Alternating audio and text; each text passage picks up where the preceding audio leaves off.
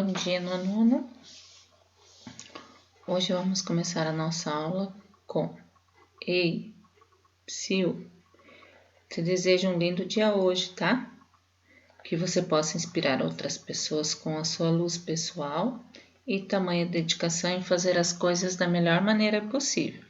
Você é incrível, porque faz tudo com amor e sinceridade. Você merece que todos os dias sejam maravilhosos. Amém. Que assim seja, né? Temos que acreditar aí nos nossos dias melhores, certo? Hoje nós continuamos o nosso capítulo da aula passada, né? Um novo conflito se aproxima, que é o capítulo 14, que é da página 6 à página 23. Na aula de segunda, trabalhamos até a página 14, hoje então da 15 a 23. Vocês têm lá, Guerra Civil Espanhola, o fim da paz na Europa. Tá? Existe uma crise diplomática, tá? E que vai mostrando as faces mais cruéis quando os países da política de apaziguamento, vamos lá, que nós falamos sobre os países da política de apaziguamento, inclusive no chat da segunda-feira, o prof pediu lá, né, a Inglaterra e a França, o objetivo deles era manter a paz, já que os países não tinham condições de enfrentar uma nova guerra mundial naquele momento.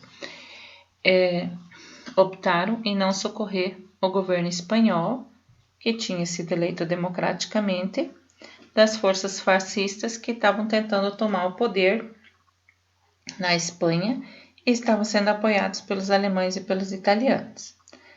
Tá? A Espanha, ela era uma monarquia constitucional, governada por Alfonso XIII.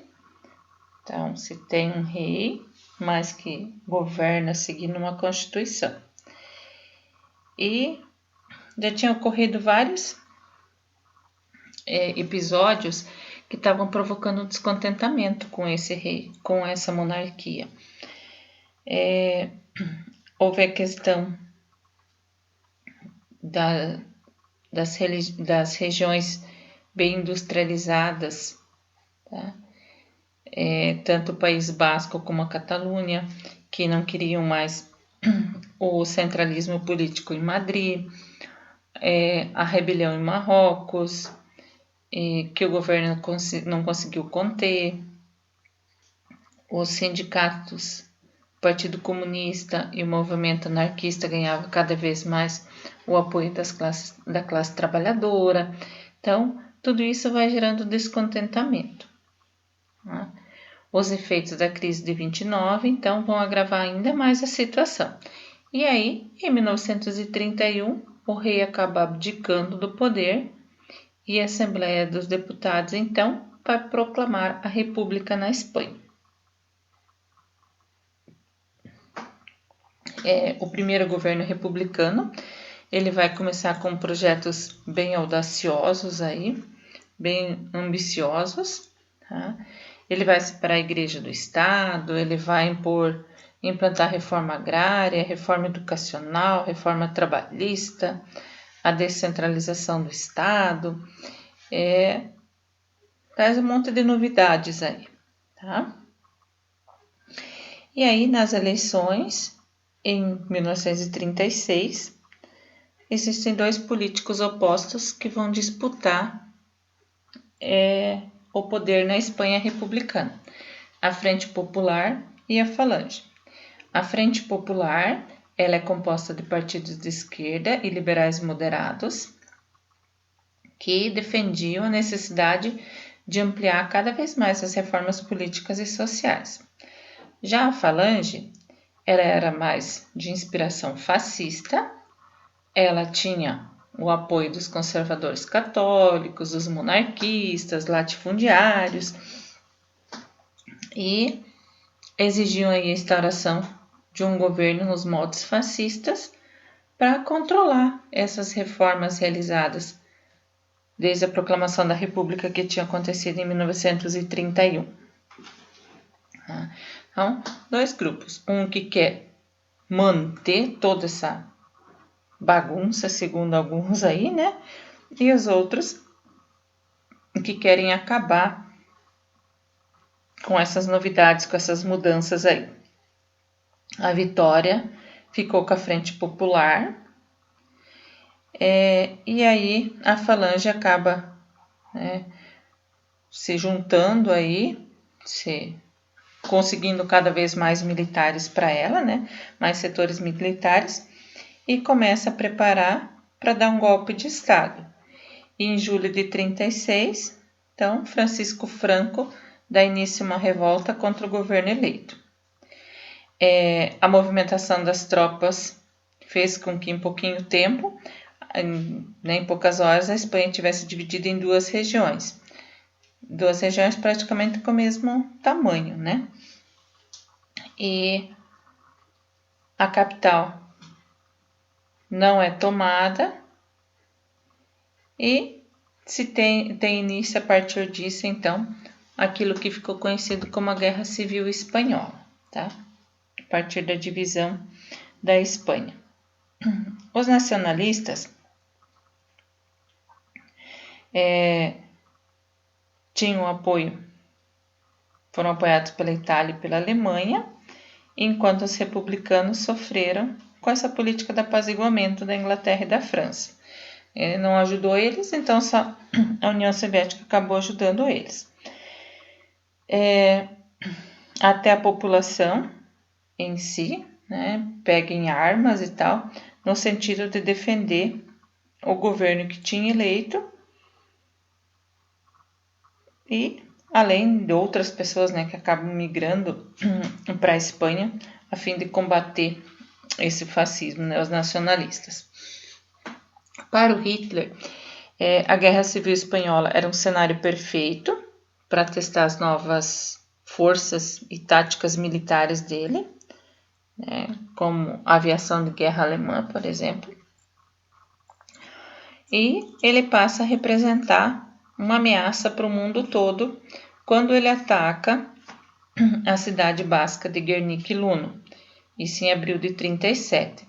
Nesse episódio, ele matou mais de 1.000 civis e esse ataque a Guernica, então, é representado na obra Guernica do pintor Pablo Picasso, que é a obra que a prof tem aí no slide. Com certeza lá em artes vocês já estudaram essa obra, tá? Ela vai estar, como eu posso dizer, existem várias interpretações para ela, né? Ela tem uma forte crítica a esse fascismo alemão, então ela acabou sendo exposta na Exposição Internacional de Paris, e no momento que o Pablo Picasso estava preparando uma outra obra, né, para essa exposição, e com o que aconteceu, ele acabou mudando de ideia e fez essa obra, né, que é uma das mais, é um ícone, né, da história mundial da arte. É um grande mural, ele tem mais de 300 centímetros por 700 centímetros. A gente consegue ver no rosto aí, né, os gritos de horror. No chão tem soldado morto que está aí com uma espécie de punhal aí na mão. Tem uma parte para cá, né, onde essa mulher está segurando um bebê que estaria morto aqui. O cavalo aqui, onde que tem, né, uma parte pontiaguda, essa representação dessa luminária aqui. Então, existem N leituras, né, interpretações sobre essa obra que está representando, então, o ataque, né, que promovido aí que sofreu, né, o ataque aéreo feito pela Alemanha nazista. O acordo entre a Alemanha e a União Soviética. Inimigos políticos. As potências elas vão percebendo que uma nova guerra está ganhando cada vez mais força, tá? E aqueles que eram inimigos políticos, então, resolvem suas dificuldades momentâneas com um acordo inesperado de não agressão entre a Alemanha e a União Soviética. Esse acordo ficou conhecido como Pacto Ribbentrop-Molotov, foi assinado em 23 de agosto de 1939 e propõe a neutralidade da União Soviética caso houvesse uma guerra europeia e permitia que ela anexasse a parte leste da Polônia depois que o país fosse ocupado pela Alemanha. Ou seja, a Alemanha, quando ela vai propor isso, um dos objetivos dela, né, é que ela não poderia enfrentar uma guerra em duas frentes. E aí ela acaba, né, aproveitando essa deixa aí, né, que ela já tinha vivido a experiência que tinha dado errado. A invasão da Polônia e o início da Segunda Guerra Mundial. Então, diante de vários episódios aí que vão acontecendo, tá? O Hitler sempre vai dando uma deixa, ele vai afirmando coisas equivocadas, ele vai mostrando, ele vai forjando algumas situações que ele estaria sendo atacado por poloneses. Ele chega a ter lá, eles invadem uma estação de rádio alemã na fronteira com a Polônia, fazem um pronunciamento polonês contra a Alemanha. E 2 prisioneiros que foram levados até o local e mortos a tiros, fazendo a população acreditar que se tratava do assassinato de alemães que trabalhavam na rádio. Ou seja, então tudo ele acabava, de certa forma, forjando, tá? E o governo britânico, que tinha assinado um acordo com a Polônia, então, iniciou uma mobilização das suas tropas em 31 de agosto e no dia 3 de setembro os ingleses e franceses, então, entregaram um ultimato aos alemães, exigindo que as tropas recuassem.